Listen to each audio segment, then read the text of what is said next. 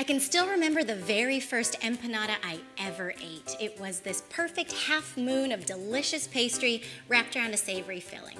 So today what I want to do is recreate that filling, and then I'm going to use Pillsbury Grand's corn biscuits. This is a new variety that has cornmeal in the biscuit, so it is perfect for an empanada. It's kind of everything you love about a biscuit and cornbread all rolled into one product. So for our filling, I've gotten a head start over here with a pound of lean ground beef that I browned over high heat with a little bit of olive oil, and then I threw in a small onion and a couple cloves of garlic. So because some of the juices have dried up, I'm going to add back some liquid so we get a nice sort of saucy consistency. I have a cup of tomato sauce going in, and then we get to season this. So today I am using just a teaspoon of paprika, nothing too crazy, and then also a teaspoon of cumin. And because I love when the sweet and savory worlds collide, I'm also going to put in a little bit of cinnamon, half a teaspoon, and then what I remember the most about that first empanada I ever had was that it had raisins in it. So a third cup of golden raisins. We'll give it a season with salt and pepper to taste. And then cut off the heat.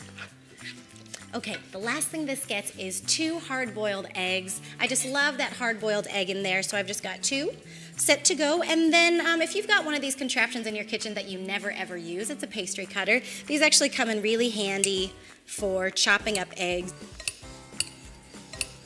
Once that's chopped up, we're just going to spoon our filling into the eggs, stir it all up, and let it cool just ever so slightly if it's still piping hot. Now, we need a wrapper for this savory, sweet, and spiced filling. So that's where our corn biscuits come into play. These are going to get rolled really thin, so you will need a lot of flour to help you along the way. And what we're going to do is make 16 empanadas today, so each of these gets split into 2. You can actually go in here and separate out the layers like so. Once you've split your biscuits, let's go ahead and roll all of them out, trying to keep them as round as you can.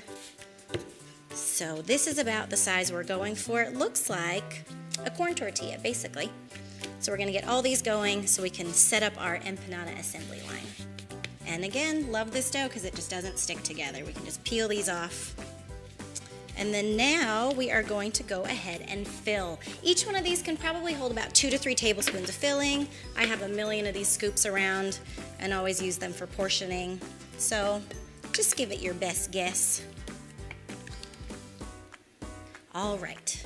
Because we floured the board and used that to roll out our dough, I do want to use a little bit of egg wash just as our adhesive to help these seal up so they stay nice and folded. So just run a little bit of egg wash around, and then we can come back and fold. It's okay if you don't have perfect rounds because we'll end up kind of crimping all of the edges, so no big deal. So you can crimp this with a fork, which is probably the easiest way, or if you like, you can just kind of do a little bit of decorative folding or pinching.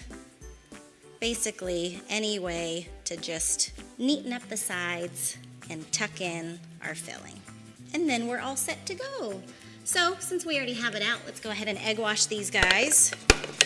Give them a nice shiny finish. All right, into the oven we go. 400 degrees until we are golden brown. All right, guys, just 10 minutes, and look, we have empanada perfection. These are beautifully shiny, golden brown. Let's see if we got nice and toasty on the bottom. Perfect golden brown and crispy. So the next time you're thinking about making empanadas, use Pillsbury Grand's corn biscuits.